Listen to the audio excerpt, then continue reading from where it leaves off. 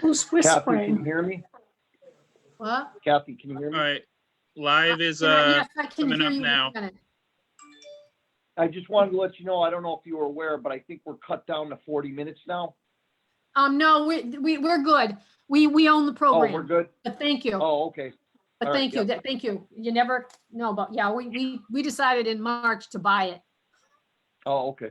Very good. So, but thank you. We can go for all hours and hours, like 24-hour Yeah, isn't that telethon. exciting? Are we gonna attempt that tonight? No. No. Maybe New Year's Eve we'll do that. No. Yes. All right, so we're live. I'm gonna bring up the deck. Okay.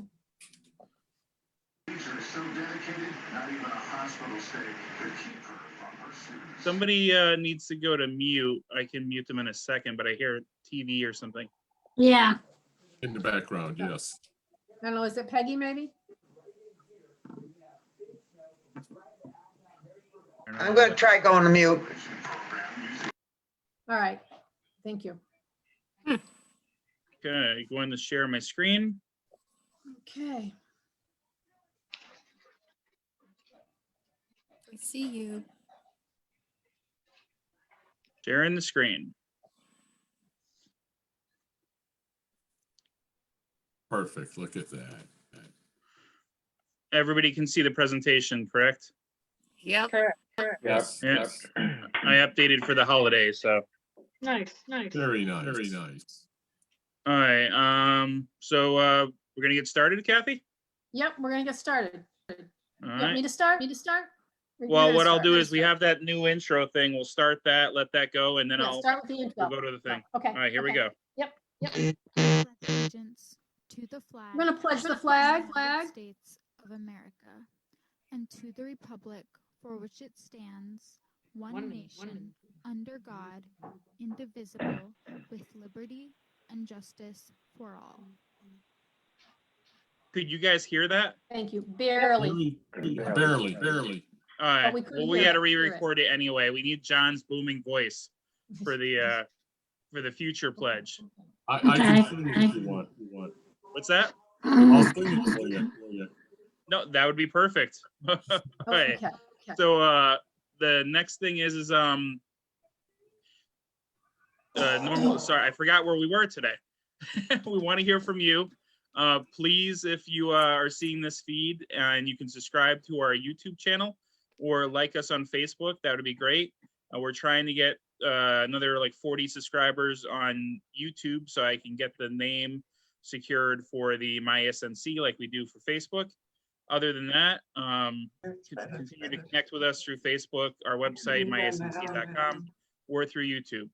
At this point, I'm going to turn the meeting over to Kathy Brown, our council president, and we'll get started. Okay. Well, again, thank you very much for joining us at our board and community police beat management team meeting. Tonight, we're taking on a little different format because of the holidays, and we've crunched our agenda down just a little bit. But what I'd like to do first thing is to, again, thank everybody for coming and tell everybody that we do want to hear from you. We do need to hear from you. So every issue, every comment, every concern, please get it to us either during this meeting or after the meeting through one of our social media methods. We are fortunate tonight to have with us Police Commissioner Cheryl Clapprood, who has taken time out of, who has given us a few minutes out of the days that have no more minutes left to share her time with us and to say hi to the East Springfield Neighborhood Council and the Sector C team and the residents of East Springfield. Commissioner? Thank you, Kathy. Good evening, everyone. And it was one of my priorities to make sure that I touch base with East Springfield and make sure I wish you a happy holidays and very happy and hopefully healthy and much better 2021 coming up. I will tell you the police department has struggled through and survived, I think, the 9 months of COVID. We continue to have a lot of people out. Right now I had, I think 16 officers are positive with COVID, and there's probably 5 or 6 out waiting pending test results. this number has fluctuated. I think it's through our efforts at the police department that we've managed to keep the number reasonable so that I'm never shorthanded, so that we always maintain a steady presence in every neighborhood on all 3 shifts.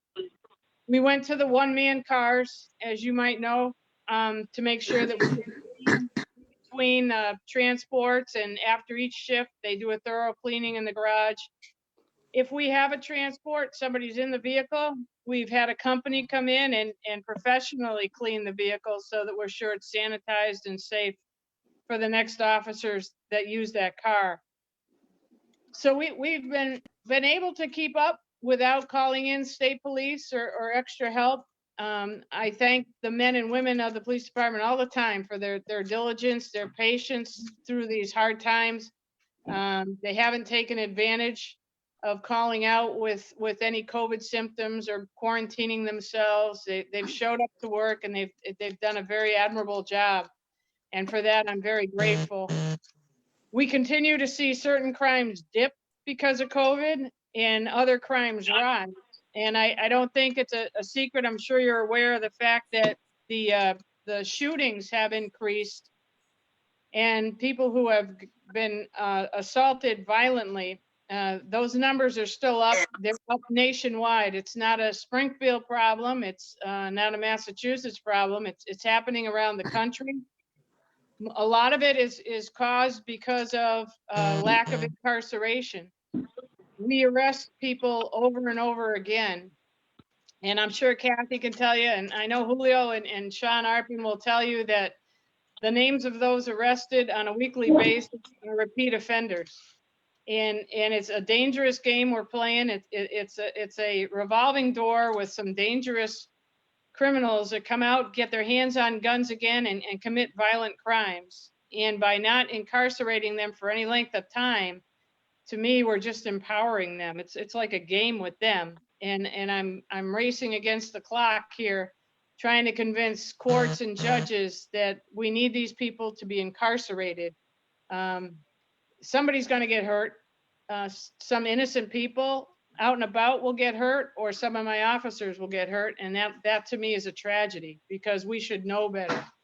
And to protect the prison population and those in jail from getting COVID over the innocent person, citizen, and your police officers who every day risk bringing home COVID. The priorities of the criminal justice system at this point in time are a little upside down to me. But we struggle to stay afloat. We're still making good arrests. We've been battling with some armed robberies lately, but I think we have a good lead on those, and we'll see how long, when captured, how long that person stays in jail for us. I've maintained a steady presence in all the neighborhoods.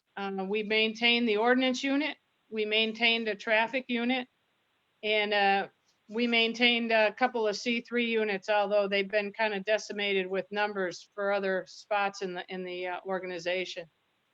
I continue to strive to get along with the city council, although I will tell you it's difficult. It's not difficult with all, it's just difficult with some of the city councilors. And my big problem and my issues with them is they tend to go off on personal narratives, and they don't do, where I'm concerned, they're not doing what's right for the majority in the city of Springfield. So I've kind of relinquished going to any council meetings. I've handed that over to the deputies. I feel as though that they've disrespected me to the point where they don't deserve my presence anymore. So they're not getting it. They're getting the deputies to go to those meetings. I will tell you, however, though, I continually work to improve the department and meet those Department of Justice recommendations. The report that came out by the DOJ last July that is referred to a lot is there's a lot of that's in there that's inaccurate. We have a report that proves what happened and what didn't happen. And I strive to improve what did happen. I know there was issues, and I think we've taken some good steps towards making the department better. The body worn camera program is in full swing. It's working as I thought it would work. It's helping the officers prove their points. It's helping us down in court. It's helping us with internal affairs and complaints. We audit them. We're checking them ourselves to make sure officers are in compliance. I think the body worn camera is going to be a home run for any type of transparency, as long as that reform bill doesn't come out and change it too much.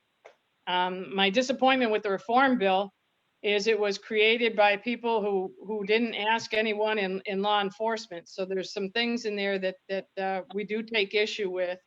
There's some things in there that I like in the reform bill, and part of it is certification of Massachusetts police officers. And this will hold accountable all police officers in the state of Massachusetts.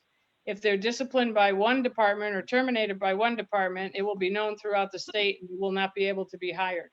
That is something that I totally agree with. It's like a doctor or a lawyer having a license. And I agree with that fully, and we should be held accountable. We also are updating all our policies, our rules and regulations in the department. The DOJ had an issue with that, and I agree with that. They are old and they are outdated. It was just such an arduous task that the people I remember being assigned that task before me and throughout the years, throughout my 40 years there, it was the kind of job somebody gives you and you look at it and you say, okay, I can do this. And you start off pretty strong week 1 and week 2. And by month 2, you're doing everything but, because you realize it's just too much. So they've hired a paralegal, and then that is her sole job. And she has really done quite a job with us. We've got somewhere between 70 and 90 of those policies and procedures now updated, and they have the standards that are recommended to us by the accreditation standards for Massachusetts. So we're getting there. So hopefully next year, that's what most of the year will entail. It'll be going over all the old policies and procedures, some of which still talk about tying up your horse, are on our books. So we want to update those, get those where we can at least obtain a certification from the state of Massachusetts. We'll never achieve accreditation from the state without getting a new building. The building itself at 130 Pearl Street would never make code. We'll have to get a new building to meet accreditation, but we can certainly start off with certification, which is definitely in our sights. I changed the internal investigation unit over a little bit, and we're now located in your neighborhood at 299 Page Boulevard.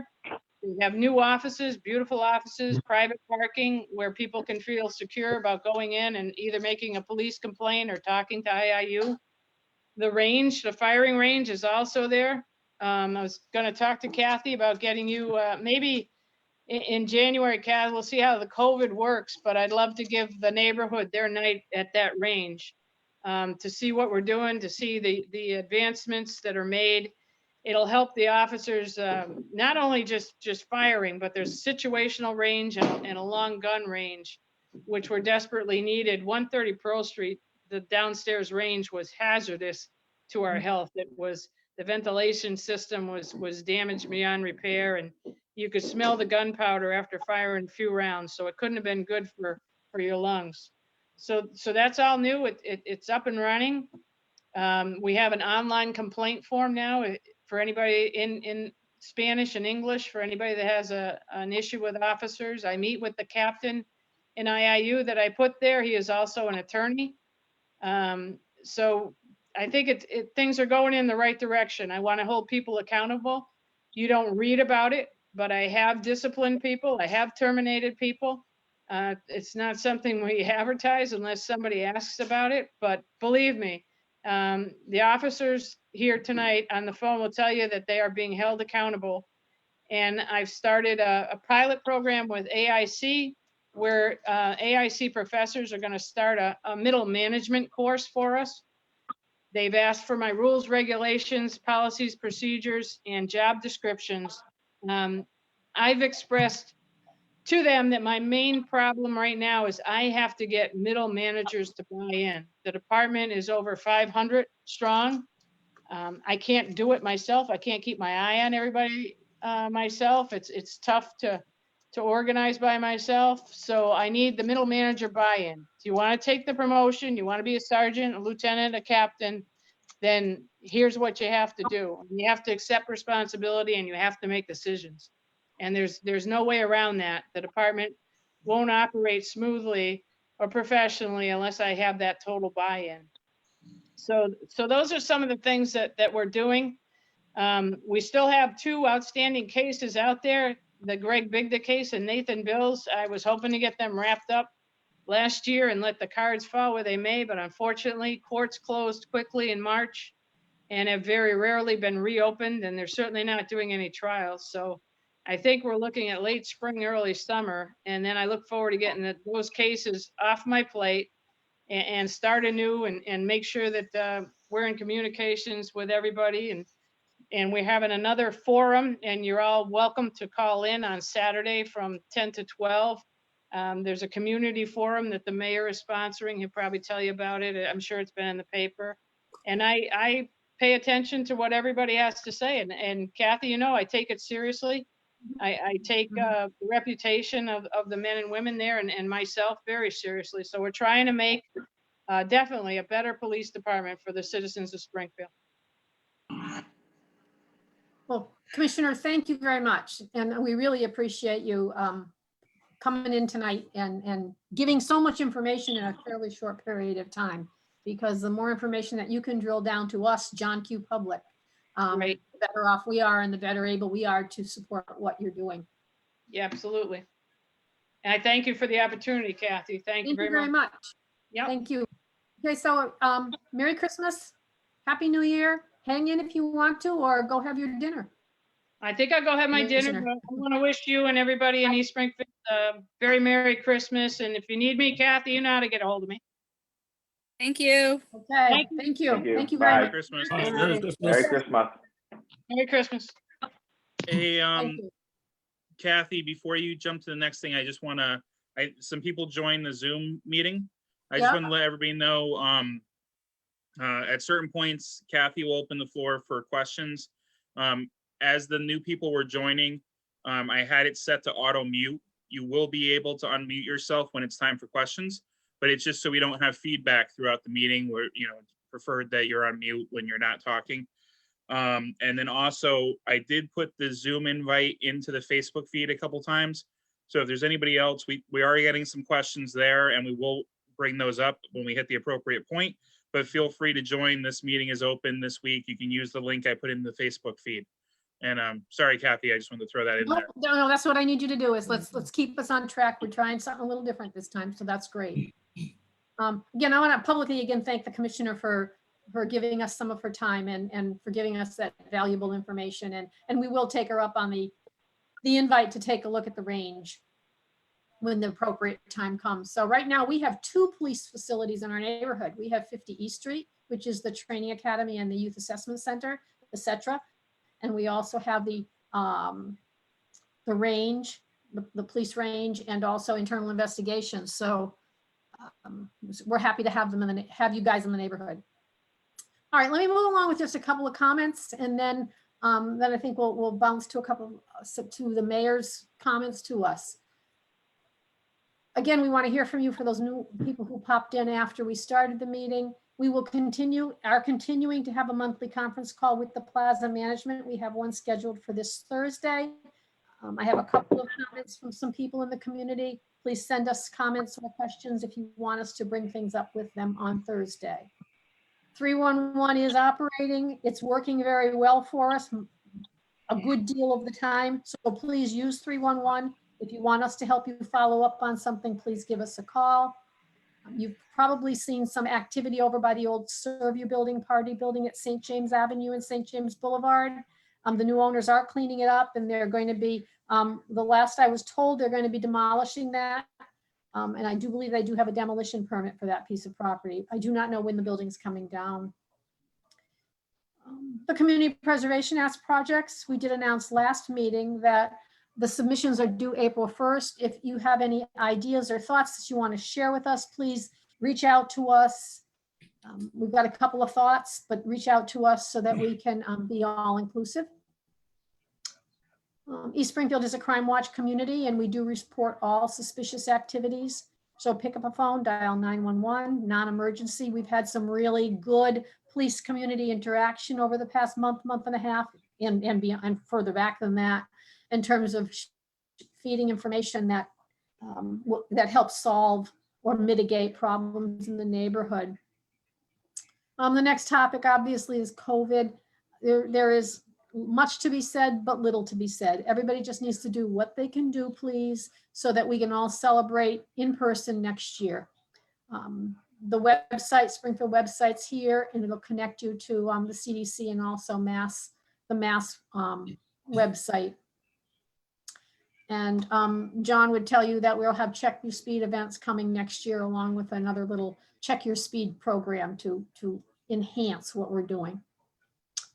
Okay, Guy, you can give me the next slide, please.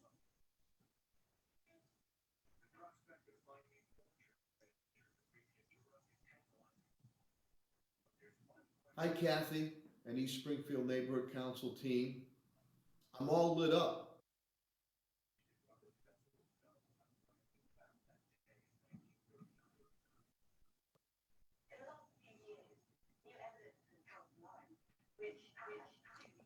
Sorry about that. Click the wrong button.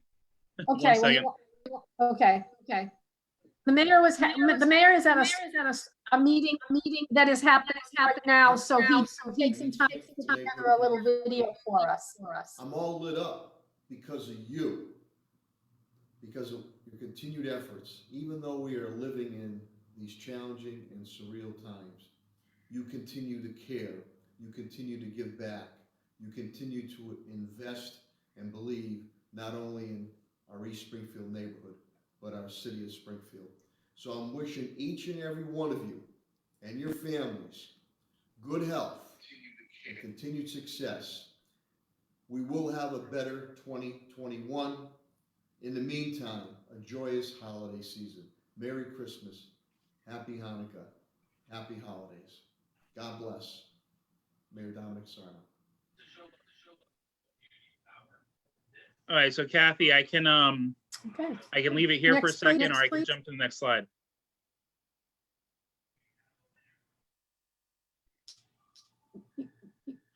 Can you? You Can can you jump hear to me? the next slide and just, yeah. Go to the next slide, but just so you know, my internet is telling me I have an unstable internet. So if you look at me. Okay. Oh, okay. Tonight.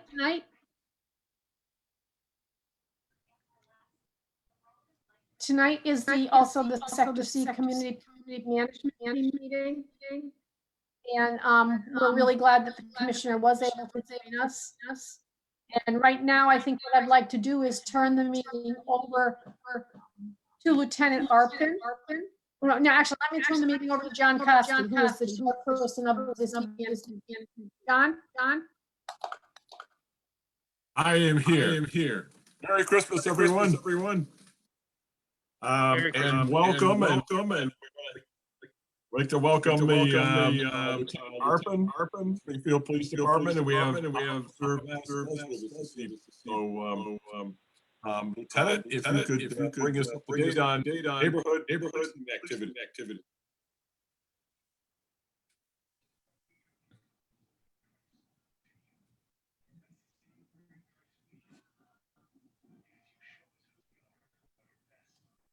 Lieutenant, you there? You're on mute.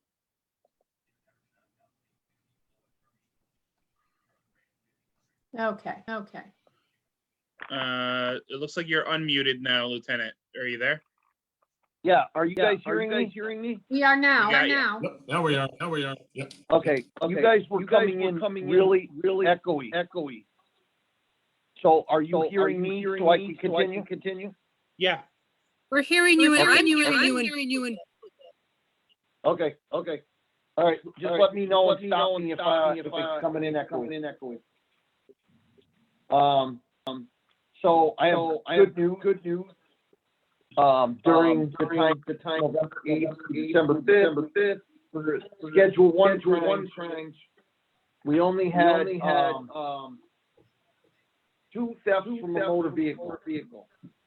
One was an actual larceny of license plate that occurred on November 19th at 315 Tremont Street. And that's still ongoing. I mean, we don't really have anything to go on. That could have happened anytime, anywhere. There was 21 10-way drive. That was a B&E motor vehicle times three. There's some video that shows 3 males on bicycles. Victim believes that one of them is a Hispanic male that lives at 71-73 Curve Street. Her Ring doorbell sent a message to her phone that there was movement in her driveway. She then proceeded out there, scared off the three subjects. She could only provide a description of one male, black sweatshirt, white and red markings on it, black mask, backpack, and he was the one that was rifling through the cars, while the other two on bikes wearing gray sweatshirts were acting as lookout. Nothing was taken because he scared them off. So they're working on IDing the subject that may be at 71-73 Curve Street. Let's see.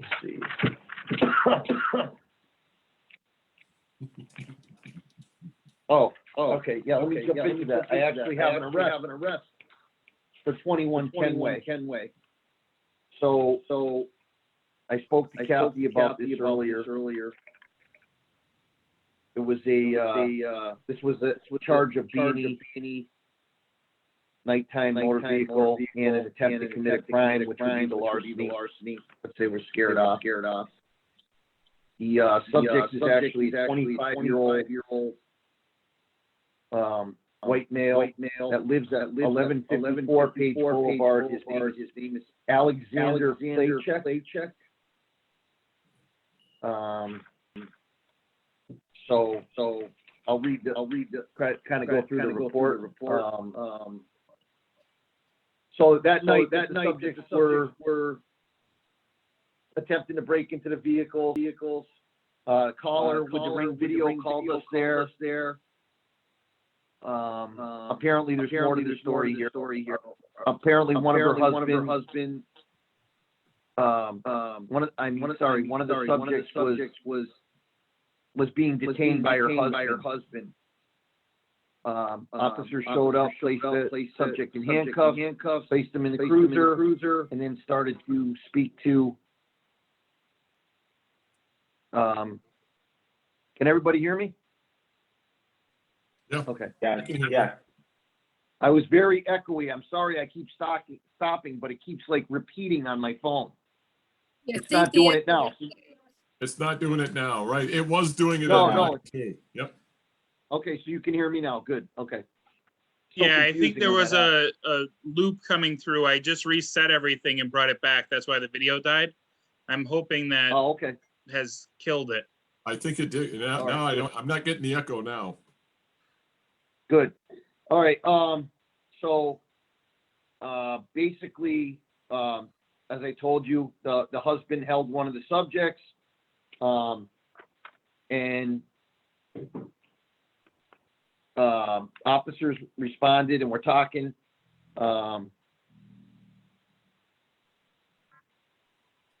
Let's see.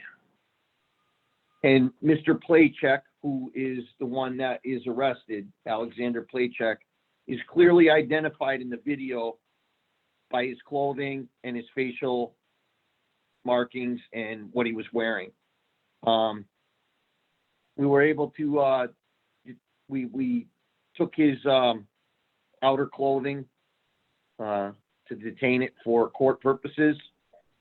It shows him walking toward one of the vehicles on the right side of the driveway. And then this other suspect, which this guy named as someone named Juzba, Juzba, first name Kyle, as he walks into the driveway and also tries to attempt entry into some of the vehicles. A motion sensing light kicks off and the two try to flee the area. that one subject was positively ID'd and he was arrested. They're still working on information on Juzba to see if they can get a warrant for him. Then we had a big arrest on the 17th. That was a narcotics arrest. I think it was like the day or two after our last meeting. The night of our meeting. Oh, it was the So night of our meeting, yeah. It was the night of our meeting, so we left here and you guys went off and did your thing. Yep, So that's- 85 Putnam Circle. There was 4 subjects arrested, various charges from distributing Class A heroin, possession to distribute heroin, possession to distribute Class B cocaine, conspiracy to violate drug law, and possession of Class B as well for OxyContin. There was multiple bags of the drugs taken. There was some currency taken. Subjects arrested were Carlos. Let me just make sure they're not Juvies. 90, 94. No, none of them are Juvies. So arrested was a Carlos Lebron. He lives at 776 Belmont Avenue. Alexander Santiago of 41 Waite Street. Lainel Oquendo of 61 Long Hill, apartment 4B, and a David Oyola of 99 Robert Dyert Circle. And they were all charged with heroin, and then the other ones were charged with various other things. Unfortunately, as the commissioner already explained, they find that not holding these people due to COVID, and I don't even buy into that. These guys always seems to not spend very much time held. But nevertheless, Carlos Lebron was never held at all. Alexander Santiago was only held 2 days. He was released on November 19th, 2 days later. Lainel Oquendo was released for a different crime due to COVID prior to this crime, which he was out on, and he was picked up by our warrant squad for violation, and now he is actually held. So Oquendo is being held. Oyola never held. David Oyola never held. So it's a pretty lengthy report, but I don't know. I feel like I should probably read it so you guys know what happened. What's the consensus? You want me to read it? Yeah, why don't you read it? Or you can paraphrase some of it if you want to, but read some of the important stuff, because this is something that there'd been a lot of work done on it over an extended period of time. All right. Over the past several weeks, I'm not going to name the detectives because a lot of them are narcotics undercover and stuff. Over the past several weeks, detectives were investigating the sale of narcotics through complaints by some of you and various other called-in complaints for residents, property management, all that stuff, that people are constantly showing up, they believe purchasing narcotics, staying a brief amount of time, and leave in a matter of almost seconds at some point, which is so totally like right out in your face, indiscreet, you know? And then they were even so bold, and it's been called in, that they walk a short distance down the street and consume their narcotics right there in plain sight. After several weeks of investigation, a warrant was applied for, a search warrant for 85 Putnam Circle. At about 4:30, which they didn't even tell me about. So at about 4:30, they gathered at 130 Pearl Street. There was a briefing. Everybody was explained what needed to be done. One officer, undercover officer, positioned himself with a clear, unobstructed view of actually 85 Putnam Circle. He was put into place prior to any contact. At about 5:40, he observed a Hispanic male walk up the driveway of 85 Putnam and enter the rear door. That subject quickly exited via the rear door, walking east on Putnam Circle towards Hobart. Detectives informed an opinion that this subject just purchased narcotics. They maintained a surveillance of the male without losing sight of him. When he reached a certain area, he was grabbed and detained, and he was identified as Carlos LeBron. Recovered from him was 20 bags of heroin stamped Tom and Jerry inside his right sweatshirt pocket. He was then transported to our police department. After he was arrested, the remaining detectives then went in. Now that they had a security buy that was witnessed, they now decided that at this point to exit the search warrant. They entered the rear door, and they observed a Mr. Alexander Santiago standing in the kitchen along with Lainel Oquendo and somebody named David Garrafa. He clearly observed and realized they were officers. They announced that they had a search warrant, and they instantly detained everybody in the premises. A search of Mr. Santiago revealed $114 in his pocket and $410 inside Mr. Santiago's shorts pocket, $91 inside Santiago's fanny pack, which is another section of the same person that has different money on them. Total amount seized was $615. While searching the fanny pack, 28 bags of cocaine were found. 244 bags of heroin. Let's see, and it was consistent with what was found in the subject that walked in and then left the house and was detained. It had the stamp of Tom and Jerry on it.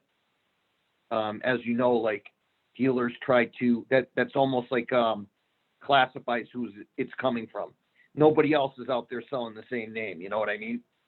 So if somebody has it on them, it's easy to tie them to that person.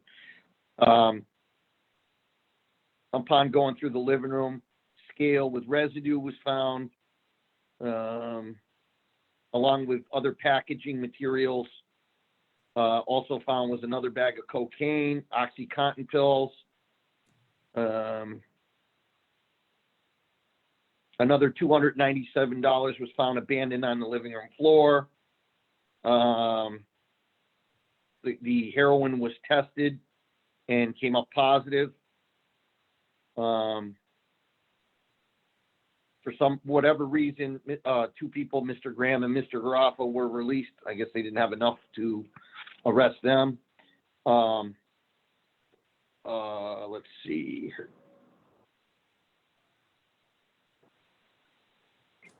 So because of the fact that, like I told you, that Tom and Jerry was found on somebody believed to have gone in and purchased, and Tom and Jerry was found on the subjects inside, they were also charged with actually conspiracy to commit drug offenses, which is a pretty high offense if they can find them guilty on that. And the purpose of the presence of all these people appeared to be solely to distribute narcotics. I didn't talk to them, so I don't know if these people were being strong-armed. I'm not really sure. So that's pretty much it. So that I mean, it's not a huge grab, but it's a good grab as far as, you know, like that discreet, not, you know, indiscreet or whatever, you know, out in the open air, and people having the guts to just walk in, buy it, and use it, walking right down the street like there's nothing to worry about. So I think that was a good, all-around good arrest. I think that was some good work done by narcotics officers. Very good. So moving on, Sector C hotspot calls. There was one call for armed robbery in which a report was made, 4 Campeche Street. I didn't get a chance to look at that report. There were 4 calls for just basic drug activity. and nothing came of any of those. Either the people were gone, involved, or whatever. When officers responded, they couldn't find anything. There were 4 calls for shots fired. There was an actual report made for 396 El Paso Street on November 24th at about 10:22 p.m. The rest were unfounded. Moving on to quality of life calls. There were 2 barking dog calls. Somebody was advised at 1302 Page Boulevard and also at 209 Arthur Street. There were 4 calls for suspicious activity. Let's see.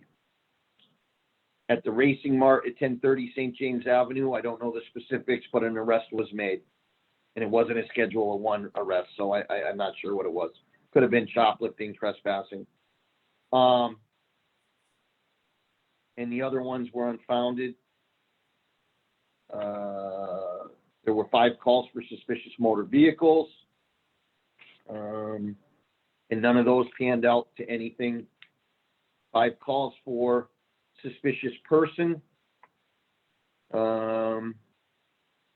And actually, out of those 5, 4 were, nothing was found of it, but there was an arrest made at Putnam and Hobart. And I don't know the specifics on that. Like I said, this is, if I go into that, I'd have to run a ton more reports. And I'd waste even more time that you guys have for the meeting. 9 calls for unnecessary noise. Of those, it looks like all were unfounded, unable to locate, except for one was advised for 120 Edendale. And it looks like 2 calls were for that. And one was advised for that one. Shots fired calls. There was 4 shots fired calls. There was the 396 El Paso Street in which a report was made. So that means it was called in and it was a shot spotter. And then the other ones were unfounded for Corona Street, 1082 Page Boulevard, and 243 Cottage Street. So, and I think that pretty much covers everything that I have to cover right now for tonight. So if you want, I know I spoke with Officer Vasquez. He had been on vacation. I told him about a couple of things. I think he has a couple of things he wants to go over, but he's probably still a little bit behind after being on vacation. So I'm going to turn over a little bit to him. That's okay. Very good. Thank you. Okay. Yep. 55 Redlands is a vacant house. I've been in touch with code enforcement and Mike McNulty, trying to track down the owner of the house. I'm not sure if it's James Martin or if it's a bank that has hold of the property. 42 Jean Drive, I did issue a COV for the vehicles parked on the lawn. As Lieutenant Arpin mentioned earlier, 85 Putnam Circle, there was several arrests. 85 Fernwall Street is now a vacant apartment and it's boarded up. So I don't know if we're gonna have any activity over there, and I'm monitoring Jimmy Court. The other things that I'm doing, I'm monitoring Arthur Street, Oklahoma Street for the noise complaints.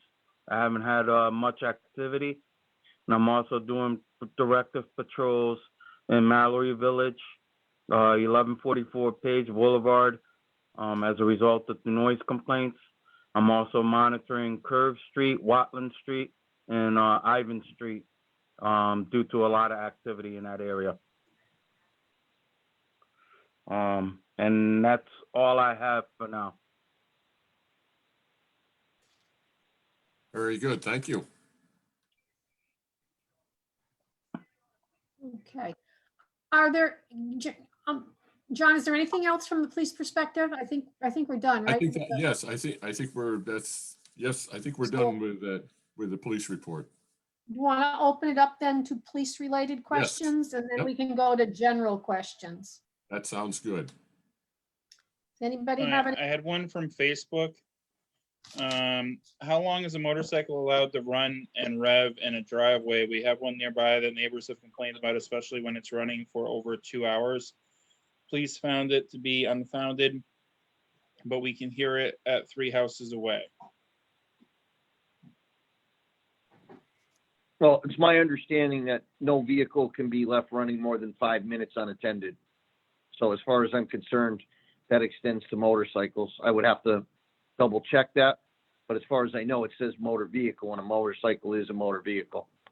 So technically, if you left it running for more than 5 minutes, you could be cited civilly. Nothing criminal, but you could get a citation for that. All right, they didn't provide the address, but if you're still on the feed and we know how to get back in touch with you, we get that information, we can forward that to the lieutenant after the call. Other than that, I didn't have anything else from Facebook tonight. There's a couple people on the meeting, so Can I ask a everybody is question? able. Go ahead. All right, regarding the 5 minutes, there have been people who've called in sometimes at night, sometimes during the day. By the time the police arrive, they're not hearing anything, and so it's considered unfounded. What are neighbors supposed to do? Fortunately, we're not dealing with it right now in right around our house, but we've dealt with it in the past, and it's frustrating to be told there's nothing Well, to do. I would say unless you had it on video, unless we see it, I don't see how we could, just because somebody calls and says something was running, I don't think we can issue them a citation based on that. That would be a waste of time. We could go talk to them, and tell them, advise them if you are using it, we're getting some complaints. And if you are, and you get caught, you will be subject to, X, Y, and Z. Other than that, I suppose if you had it on a Ring video or a phone video, I mean, I know nobody wants to stand there for 5.2 minutes. You know what I mean? But you know what I'm saying? But I mean, it's one of those things where like, by the time we get there, like you said, it's probably not happening. So, But or, Lieutenant, what you're saying is that if it's a persistent problem, it's probably, and really annoying people, then it's worth getting the appropriate evidence for the police officers so that they can take appropriate action, right? yes, if it's a one-time deal, I would say that's a little ridiculous, over the top. But if it's something that's consistently happening day after day after day, and you want to provide some kind of video, if you can do it without getting involved and putting yourself in danger or harm's way, absolutely, And again, we'd try to handle that verbally with a verbal talking to at that point, and say, we're getting multiple complaints. We don't want to harass you, so knock it off, kind of thing. And then if they don't do it, I'd say at that point, we'd start issuing citations. Julio would get involved at that point, and, and then, we go wherever we go from there. If we have, if the place is untidy, we go to Mr. Cotter, Mr. Dave Cotter, and we other various avenues if we have to go there. Ordinance, start with ordinance, and that kind of thing. Other questions, John? I mean, Yeah, I just wanted to give Julio a heads up that we're getting shopping carriages accumulating again at Campeche and St. James. There's 2 of them there behind the guardrail. It happens on a regular basis. And Julio, I'm not pointing the finger at you. I know you're not putting them there. Obviously, somebody's living out in that area and using a shopping carriage to bring their groceries home, I guess. John, I spoke with Queen City about the one I saw this morning. So there's a second one over there? The one where? I saw one this morning at Campeche and St. James. Yes. And I notified Queen City this morning at 8 o'clock. But is there another one over there? There's two there, when I drove by today. Okay. I'll go by in the morning and I'll check it out and, I'll notify Queen City. Take care of it in the morning. One at, Lang and, Carew Street by the pump station there, the Springfield Water and Sewer Pump Station. There's another favorite spot to dump them off. And another one by the dumpster over at Page Convenience. That's Hopefully, private property, and I spoke with the business owner today, and he Yes. said he was gonna take care of that. okay, very good, thank you. I know that it's kind of frustrating. I don't know how we get the attention of the store owners. Like the one that's over by the pump station is a brand new carriage. It doesn't even have all its shipping tape and protective foam and everything off of it yet, and it's out on the street being dumped in the middle of nowhere. And and I'm not quite sure, and I guess I probably need to get a hold of Big Y, but there are 2 shopping carriages loaded with trash and leaves just on the Big Y parking lot property along St. James Avenue. That's not, it's private property, so it's something that I guess Big Y's got to address. They've been there Apparently they need somebody to point that out to them because they're not noticing it when they pull in every day. Right. Yeah. But yeah, that would be their responsibility. Yeah. Oh, no. Right. I just, I saw those the other day and I said, it's not a 311 thing and that it is clearly on private property. Yeah. But appreciate your help, Julio, with being proactive on the shopping carriages. Okay, no problem. I'll take care of that in the morning. Thank you. And I'll follow up with the convenience store, on Page Boulevard at some point this week to make sure you took care of the cart. Thank you. Guy, are there any others from the Zoom with people who have their questions? From Facebook. Let's see here. Anyway, we can do some. Someone was asking if Savoy Avenue could be considered for a future check your speed. And there was a follow-up on the motorcycle. I'll get that information over to everyone on the meeting as well. And John, if you want to address the check your speed thing, technically Savoy Avenue is in Hungry Hill. It's not technically in the neighborhood of East Springfield. So, but if we could get the information from people, at least we'll know who's requesting it. Yeah, if you can get that, I mean, I hear you, Kathy, and I don't think it becomes I know you're not suggesting a jurisdictional thing or anything like that. I mean, we could do check your speed anywhere, and for all matter of speaking, it's in the neighborhood, and we've talked about check your speed and doing some different things next year, and certainly doing some side street things is probably appropriate. We just haven't had the conversation with the traffic bureau yet, and that wherever we do a check your speed, we need to make sure that we can do it safely. And it would be, that's probably one of the things that I think, Kathy, you and I, and probably some other folks have talked a little bit about maybe doing some different things next year with check your speed, including some side street events like Savoy. I've seen Marie and I both experienced the traffic on Savoy this past spring, and it was an eye opener. So we'll put that. I've got that on my list. I've got that written down. So whoever's addressing that, because I don't have that in front of me, if they could reach out to us so we know who they are and how to get in touch with, because That'd be good. it's something we check with the neighborhood council, and we collaborate with them, and then we get 3 or 4 people from Savoy who are concerned, and then they can do a lion's share of the legwork with us providing supporting services. Yep, that sounds good. And then we also had Deb, who's in the meeting, who had a question. Is it my turn? Is she on Yeah. Zoom? Yeah. Go for it, Deborah. Sorry, we weren't looking for the hand raise button because we haven't had anybody in before, Deb. So I didn't know I to look underst- for the I hand raised. understand, and yeah, I know that, Zoom meetings are different. So I had two questions. There was a mention that Julio had been on vacation, and I wonder why we all didn't know he was on vacation and who to contact instead of him.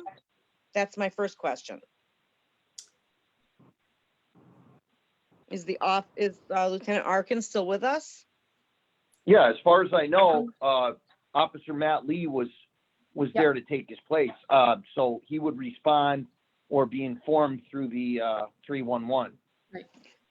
Oh, but oftentimes we just communicate directly to our ordinance officer about things. And if he's on vacation, first off, I would rather not bother him. I'd like to know that there's a backup person I should be contacting instead of, Well, because we don't I thought always we go through covered that. 111. I thought we covered that in the last meeting. Maybe we didn't. I thought that was brought to light that he was going to be on a couple of weeks vacation. It But was, if you want in the future, we'll mention that he's on vacation and give you the alternative officer and its name that we'll be covering. That would be awesome. I'm sorry, I don't know if I maybe missed that meeting or just missed the point at the time it was mentioned. So my second question is, there was a thing brought up in Nextdoor recently about a vehicle. It happened to have Connecticut plates. It hasn't moved in days. And there was discussion as to what makes a vehicle determined to be abandoned, hence the police can have it towed. And I just, could anybody address that? Because, I mean, in this day and age, especially with COVID, I don't think necessarily that normal or pre-COVID rules may apply. And what should people expect when they have a strange car parked like in front of their house for days and days? And what do they do? Well, there's all different situations, but let's say you call and there's a car in front of your house. And it's been there for X amount of time. How I would handle it, if I was there, is I'd try to locate the owner. I'd run the registration. I'd try to get in contact with the owner. If I was unable to contact the owner and this continued, at some point when I exhausted a reasonable amount of energy, I would put an abandoned sticker on it. And then at that point, I believe it's 72 hours. And at the point, and those stickers are hard to take off. So you can't just walk by and peel it off. They're pretty much soldered on. So unless somebody saw it and moved their car, and then so be it, that's fine. Then they got the message. But other than that, after 72 hours, and I'm not going to say it's going to be right on the 72nd hour, but if at some point somebody were to call and say, hey, listen, this abandoned car has had a sticker on it for 4 or 5 days, I would have somebody, if I was working, I'd dispatch somebody to tow the vehicle. Thank you. And so I guess the question I'm trying to get to is how long before a resident should call 311 and report a vehicle that's not moved? Well, it would be a reasonableness of what a reasonable person thinks has been there, obviously to the point that they don't think it belongs there. They haven't seen anybody go to or from the vehicle. I would say a day is not enough. It's hard to say. It depends on the location. Is it close to your driveway and in front of your house? Then I would say maybe a couple of days is enough. If it's on a side street and it's not really like in front of someone's house, probably 4 or 5 days, maybe. I mean, it's all reasonable, and what's reasonable to you may not be reasonable to your neighbor, or, you know what I mean? Yes, So I there's do. no exact answer. And No, so there's the no right thing exact is to answer to report that. it via 311? Yeah. Is that the right thing to do? Report it through to 311? Or should we be Yes, calling because the that's- non-emergency number? No, I would say that's a 311 issue. And Okay, if you're not getting any response through that, then I would call the non-emergency. great. I thank you very much. You're welcome.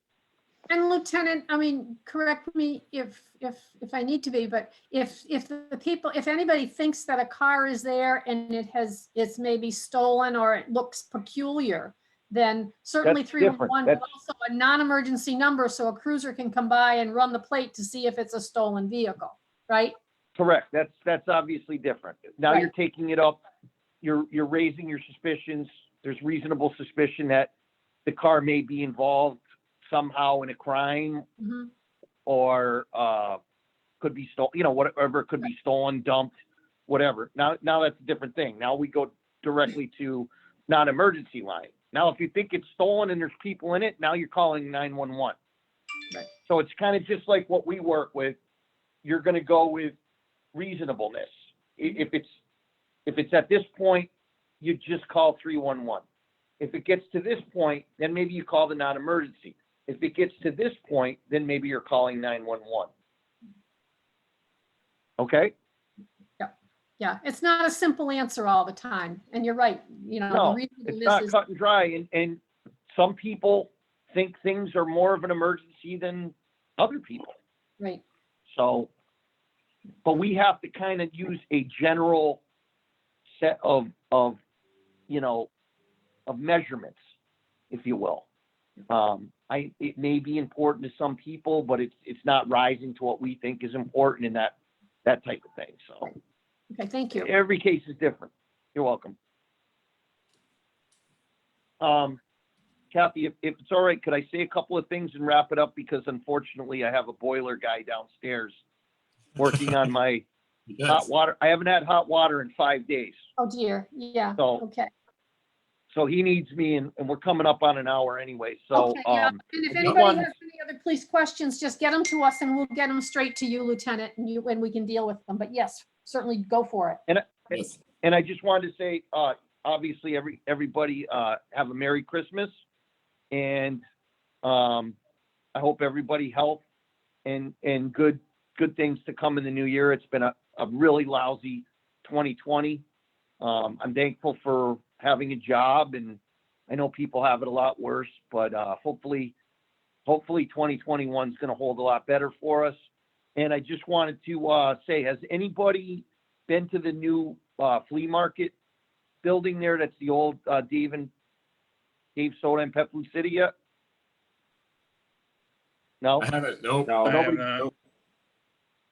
Does anybody have an opinion on it or anything? Or is it a good thing, a bad thing, or no opinion?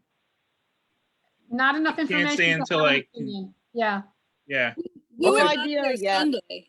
We went by there Sunday Right. and there were quite a few cars in the parking lot, and they had signs on the tree belt advertising that there was a flea market, but then the signs, I think they picked up the signs when they think so. closed up shop and everything looked quiet. Yeah. Okay, well, I went in there and I'm actually bringing it up because my mother has a spot in there. oh, okay. So it's kind of personal. But I went in there and it seems to be very legit and nice, and I Good. took a look around, and so I just didn't know. I wanted your guys' input as to how it was looking on your point of view. So that's all I wanted to add. And like I said, I want to say everybody have a Merry Christmas, and I'll be around for the next meeting. Very good. Merry Thank you Christmas. very much. Merry Christmas. Merry Merry Christmas. Christmas, Lieutenant. Okay. All right, we'll see you. Thank you. Thank you. Any Yep. other questions? Any other questions about anything? Anybody else on the Zoom or on the Facebook?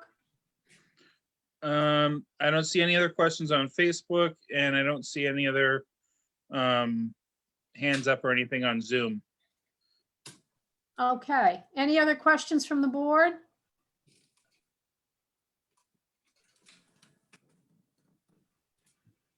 All right, I